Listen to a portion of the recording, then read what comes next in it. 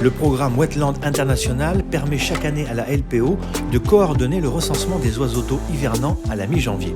En France, plus de 1500 ornithologues bénévoles et plus de 250 organismes et associations participent à cette opération.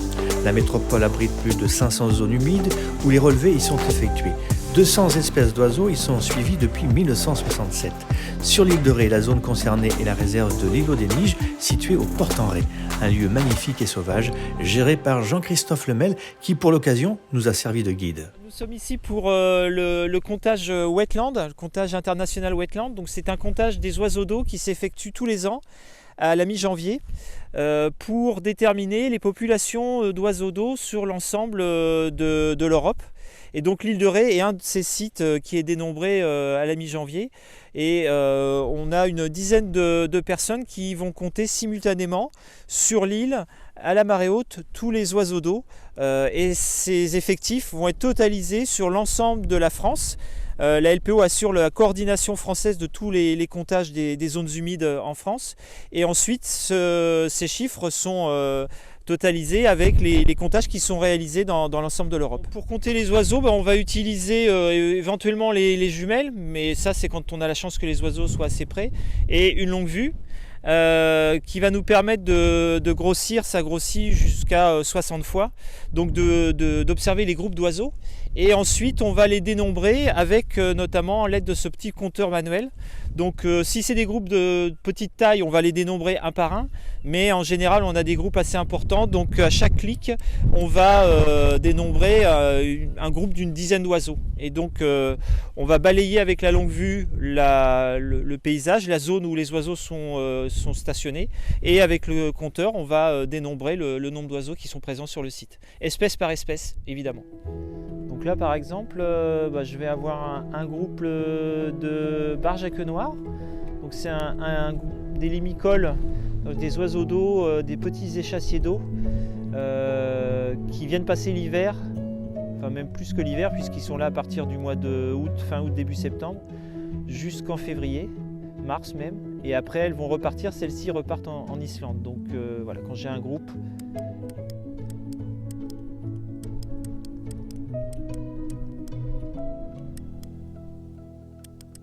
Quand on compte des groupes importants, on estime qu'on a à peu près une marge d'erreur de 10%. Et ce qui est important, c'est le chiffre en lui-même, mais c'est surtout l'évolution. Donc ces comptages s'effectuent depuis de très nombreuses années. Et ce qui est intéressant, c'est de voir l'évolution au fil des ans des populations et de voir les tendances qui se dessinent. Donc quand on a un effectif, il ne faut pas le prendre au pied de la lettre, il y a toujours une marge d'erreur et on ne peut pas se prononcer quand il y a des évolutions qui sont de l'ordre de 5 à 10%. Ça peut être, entre guillemets, ce qu'on appelle l'épaisseur du trait, donc la marge d'erreur du comptage. D'année en année, on a les mêmes espèces qui sont présentes. C'est toujours les mêmes groupes de limicoles, donc les petits échassiers d'eau, les bécassos, les gravelots, les chevaliers, les barges, les avocettes, les courlis par exemple. Et puis ensuite, on a ce qu'on appelle les anatidés, qui est le terme scientifique pour rassembler les canards et les oies. Donc ici, ça va être du canard colvert, du canard souché, du pilet.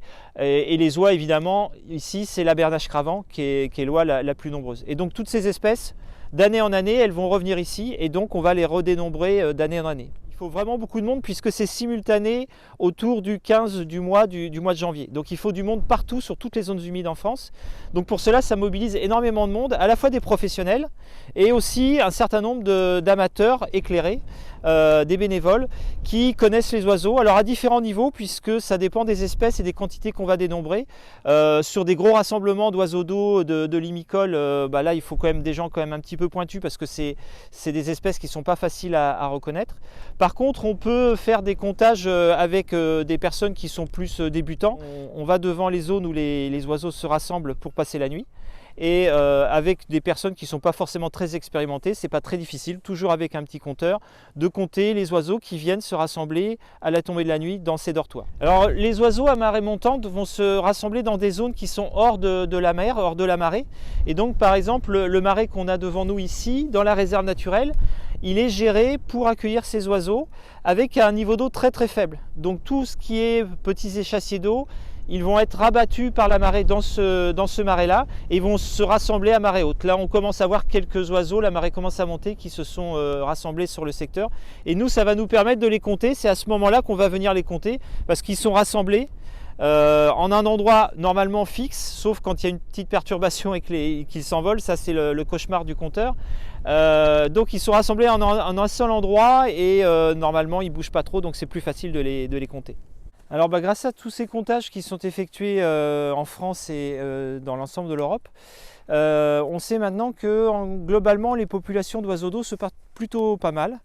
Ce qui dans le contexte actuel peut être surprenant, mais ça s'explique parce qu'on a protégé un certain nombre de sites à la fois en France et le long des côtes, notamment atlantiques et du nord de l'Europe, des sites, des zones humides qui sont très importantes pour ces oiseaux. Donc à partir du moment où on a protégé ces zones-là, on a réussi à protéger une bonne partie des populations d'oiseaux d'eau sur leur site d'hivernage, où ils peuvent trouver des lieux où ils vont pouvoir à la fois s'alimenter et se reposer globalement en sécurité.